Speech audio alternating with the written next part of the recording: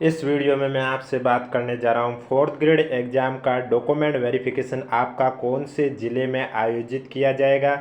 इसके अलावा कौन कौन से दस्तावेज आपको तैयार करके रखने हैं उसके बारे में चर्चा करूंगा। वीडियो पसंद आए तो वीडियो को लाइक कीजिए, चैनल जरूर सब्सक्राइब कीजिए, क्योंकि अभी तक डीवी शेड्यूल जारी हुआ है, यानी कि डेट जारी हुआ, लेकिन आपका कौन सी डेट में कब है, डीवी को लेकर क्या क्या इंस्ट्रक्शन है, ये सब अभी तक विभाग द्वारा जारी नहीं हुए। ये जैसे ही जारी होंगे और इसके अलावा 20 फरवरी को कोर्ट का फैसला जो भी आएगा आपको इस यूट्यूब चैनल के माध्यम से बता दिया जाएगा। इसलिए अगर अभी तक आपने चैनल सब्सक्राइब नहीं किया तो चैनल जरूर सब्सक्राइब करें, नोटिफिकेशन भी ऑन रखिए, क्योंकि इस यूट्यूब चैनल पर आपको फोर्थ ग्रेड एग्जाम से जुड़ी पल पल की अपडेट दी जाती है। जैसे कि कल कोर्ट के केस का क्या फैसला रहा उस पर भी मैं वीडियो कल बना चुका हूँ। अब अगली सुनवाई 20 फरवरी को है, तो 20 फरवरी को जो भी कोर्ट का फैसला आएगा वो आपको इस यूट्यूब चैनल के माध्यम से बता दिया जाएगा। और इसके अलावा डॉक्यूमेंट के फॉर्मेट की पीडीएफ के लिए अगर अभी तक आपने हमारा टेलीग्राम चैनल ज्वाइन नहीं किया है तो लिंक नीचे डिस्क्रिप्शन में भी दे रखा है और कमेंट बॉक्स में भी पिन कर रखा है, आप जाके देख सकते हैं। तो चलिए बात करते हैं सबसे पहले कि आपका डीवी कौन से जिले में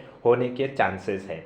तो मैं आपको बता देता हूं, जैसा कि आप सभी को मालूम है, डॉक्यूमेंट वेरिफिकेशन के लिए टोटल कितने स्टूडेंट को एलिजिबल किया गया है, 1,45,000 के करीब इतने स्टूडेंट को डीवी के लिए बुलाया गया है। और आपको मालूम है डीवी के लिए टोटल 9 मंडल, यानी कि शिक्षा विभाग के राजस्थान में जो 9 मंडल है वो कहाँ कहाँ पर है, वहाँ वहाँ पर डीवी है वो आयोजित की जाएगी। अब जहाँ तक मुझे पॉसिबिलिटी यही लग रही है कि आपका जिला जिस मंडल में आता है उसके अकॉर्डिंग वो आपको मिलने वाला है जिला, यानी कि आपके 9 मंडल में डीवी आयोजित होगी। और वो 9 मंडल कौन कौन से हैं, तो आपका डीवी है वो जयपुर में, जोधपुर में, इसके अलावा आपका चूरू में, भरतपुर में, जयपुर, जोधपुर, चूरू, भरतपुर, इसके अलावा आपके कोटा में आयोजित किया जाएगा, उदयपुर में होगा, अजमेर में होगा, बीकानेर में होगा, पाली में होगा।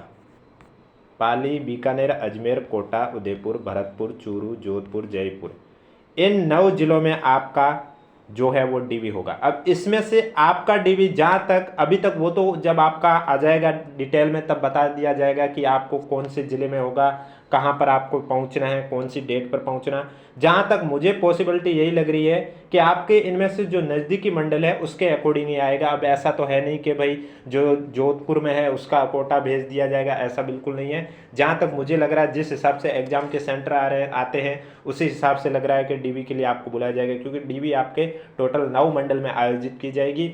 अब प्रत्येक दिन हर मंडल में 750 स्टूडेंट और 25 दिन आयोजित की जाएगी, और टोटल 9 मंडल है। इस हिसाब से टोटल देखा जाए तो 6,750 के करीब समथिंग इतने स्टूडेंट का डीवी एक दिन में होगा, सभी मंडल को जोड़ के देखा जाए तो लगभग आपके 25 दिन में ये डीवी है ये कंप्लीट हो जाएगी। और शुरुआत होगी आपके 9 मार्च से।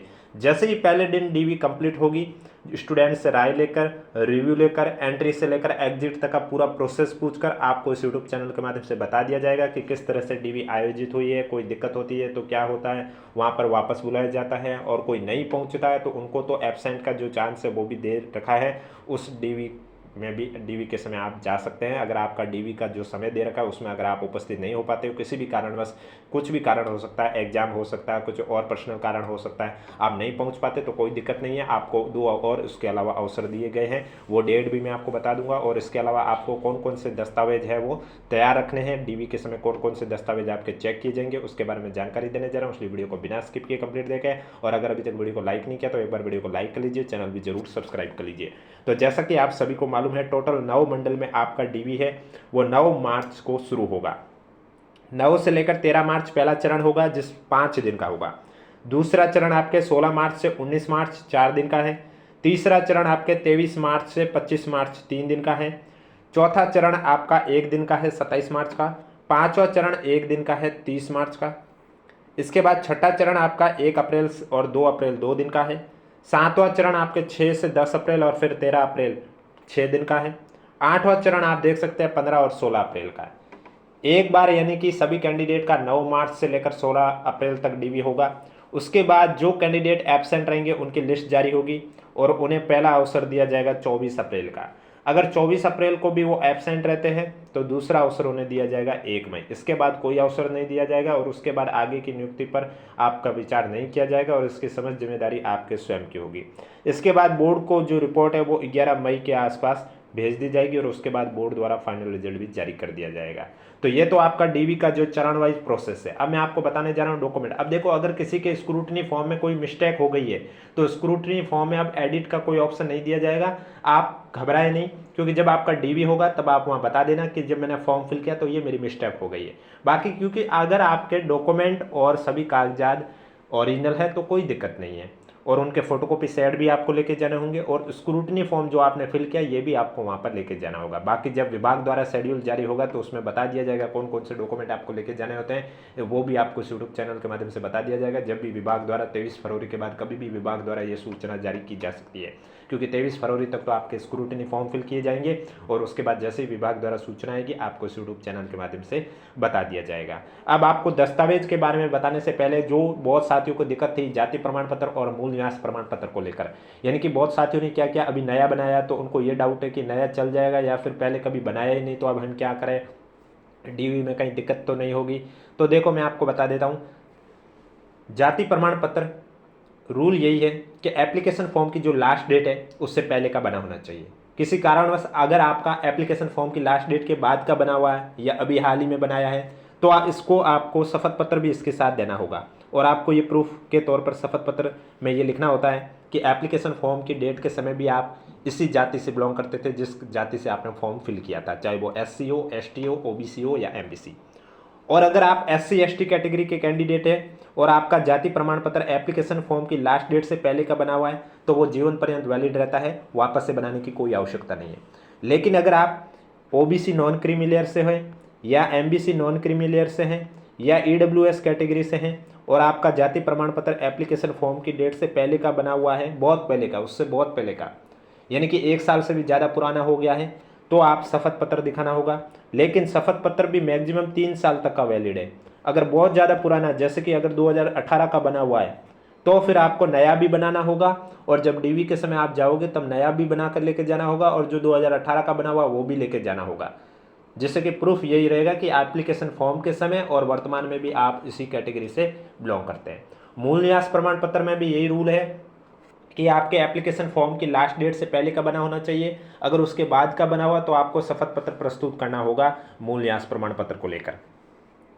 तो ये दो आशा करता हूँ आप समझ गए होंगे कि जाति प्रमाण पत्र और मूल निवास प्रमाण पत्र को जिनको भी दिक्कत थी, और जो आय प्रमाण पत्र जिनके 2.5 लाख से कम वाला था उनके लिए था। अब और कौन कौन से इसके अलावा आपको डॉक्यूमेंट तैयार कर रखने हैं, तो आपने देखा होगा जब आपने स्क्रूटिनी फॉर्म फिल किया तो उसमें डॉक्यूमेंट अपलोड किए, वही डॉक्यूमेंट आपसे पूछे जाएंगे।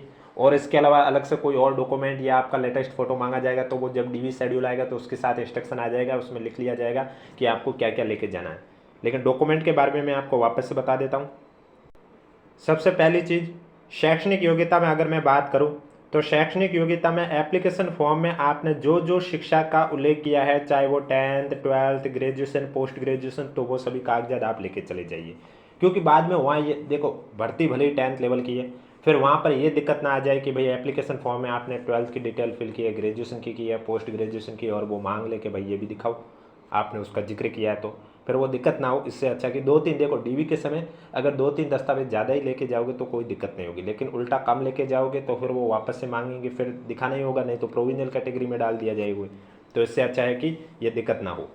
इसके अलावा आपके चरित्र प्रमाण पत्र, अब देखो चरित्र प्रमाण पत्र जैसे कि मैंने आपको पहले भी कहा है, टोटल 3 चाहिए होते हैं, जिसमें से 2 तो अलग अलग राजपत्रित अधिकारियों द्वारा जारी होने चाहिए और वो आपके सगे रिलेटिव नहीं होने चाहिए, और जो राजपत्रित अधिकारी वाले हैं वो लेटेस्ट नवीनतम बने होने चाहिए, और एक आपने जहाँ से भी अंतिम शिक्षा प्राप्त किया वहाँ का चरित्र प्रमाण पत्र आपको बनाना होगा।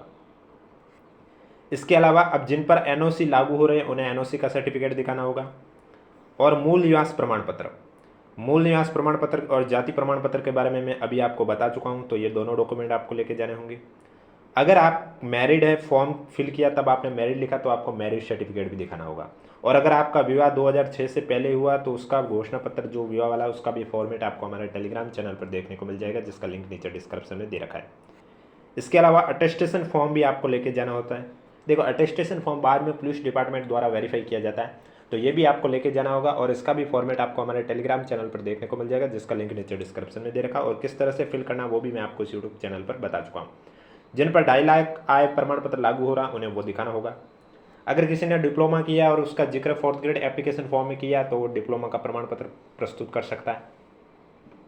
इसके अलावा अगर किसी कैंडिडेट ने पीएच कैटेगरी से या स्पोर्ट्स कैटेगरी से या किसी महिला ने विधवा या परित्यक्ता कैटेगरी से फॉर्म फिल किया है तो उन्हें उनका प्रमाण पत्र दिखाना होगा, तभी आपको उस कैटेगरी का बेनिफिट मिलेगा, अन्यथा आपको उस कैटेगरी का बेनिफिट नहीं मिलेगा। ऐसा नहीं है कि अगर किसी के पास स्पोर्ट्स सर्टिफिकेट है ही नहीं, उसने फॉर्म फिल किया तब स्पोर्ट्स कैटेगरी में यस कर दिया और उसकी कट ऑफ स्पोर्ट्स कैटेगरी के अकॉर्डिंग आई है तो उसको डीबी के लिए बुलाएगा, लेकिन अगर उसके पास सर्टिफिकेट नहीं होगा तो उसकी आगे की पात्रता पर विचार नहीं किया जाएगा।